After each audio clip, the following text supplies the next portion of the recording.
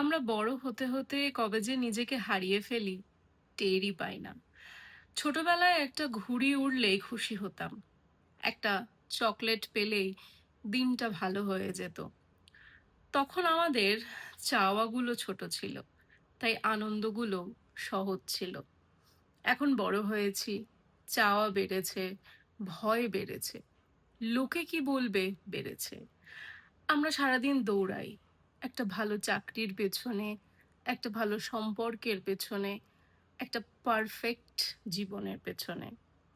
দৌড়াতে দৌড়াতে একদিন আয়নার সামনে দাঁড়িয়ে মনে হয়, এই মানুষটাই কি আমি? আমরা অন্যকে খুশি করতে করতে নিজের পছন্দ ভুলে যাই, অন্যকে ধরে রাখতে গিয়ে নিজের হাত ছেড়ে দিই।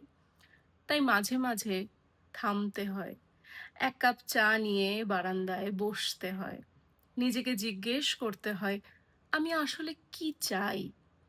উত্তরটা হয়তো সাথে সাথে আসবে না, কিন্তু অন্তত নিজেকে প্রশ্নটা করা জরুরি।